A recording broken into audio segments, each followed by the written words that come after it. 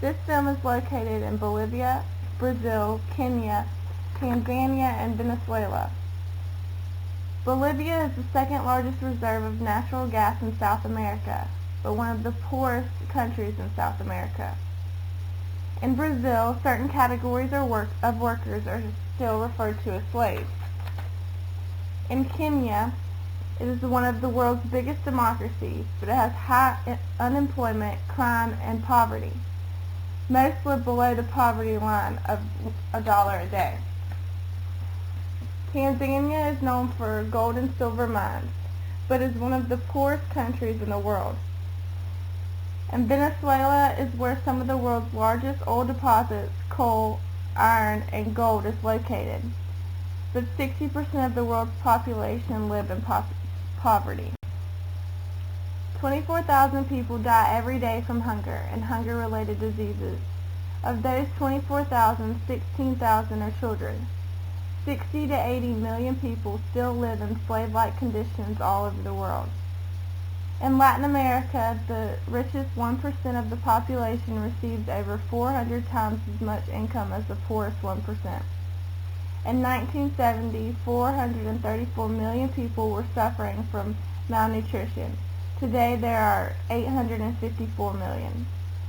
In Africa in the 1990s, the number of people living on less than $1 a day rose from 273 million to 328 million. Of the 1 billion living on less than $1 a day, 162 million live on less than 50 cents a day. Poverty began in 1492. This was the beginning of the age of colonization through the European conquest. Imperial powers stole land, mineral resources from the people, imported millions of slaves, and massacred native people. Capitalism, where capital wealth was acquired through the gaining of land resources and then labor. Masses of people were taken from their lands and forced to work in factories. Once land was taken away from the native economies, they could only support themselves by becoming laborers for the colonists. Colonizers created their own system of authority and law to serve their own interests. For example, in Kenya, at the end of the British colonialism, 1% of the whites owned 50% of the land in the country. Neocolonialism.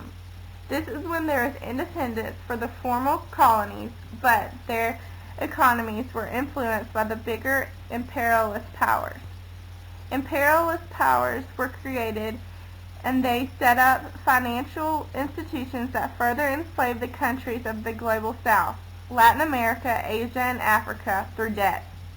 These institutions were IMF, International Monetary Fund, and the World Bank. These organizations give loans to countries in the global south in exchange for imposing adjustment programs that serve the interest of capital for the global north. This means that instead of investing in human needs in their countries, the global south must invest in the projects that serve the international market, plus pay interest on their loans. For every $1 received in grants, the developing world spends $13 on debt repayment. Susan George, a Transnational Institute chair, says that South finances the North to about $200 billion a year in wealth transfers. She says that the sub-Saharan African, the poorest part of the country, transfers $25,000 per minute to northern creditors. The global system is kept together by force. The CIA are used against leaders and nations that are too independent. First, they send in economic hitmen to buy off leaders through economic strangulation. If that fails, they send in jackals that convert actions by the CIA in the form of sabotage. And if that fails, they send in direct military force.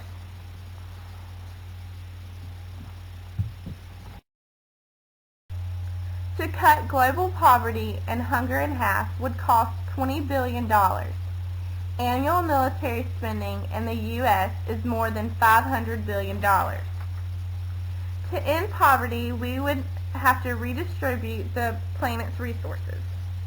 Americans make up 5% of the world's population, yet we use 25% of the world's resources and create 30% of the world's pollution.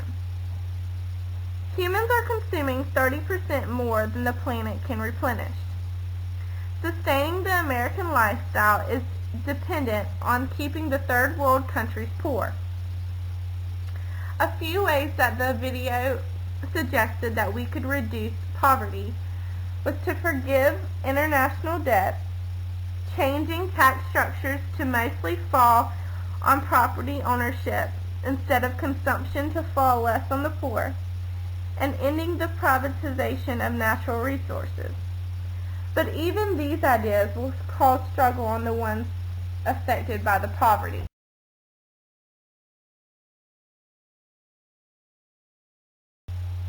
Poverty can affect locally, it can affect the state, and it can affect internationally. When the land is taken by another country to better their country, it affects negatively on the people that the land is being taken from. Locally, this causes loss of property and loss of investment, which will lead into poverty. This causes the state to aid the poor, but the state has to take money from them to stay funded, and this puts the whole country in poverty, which will then cause the aid from other countries.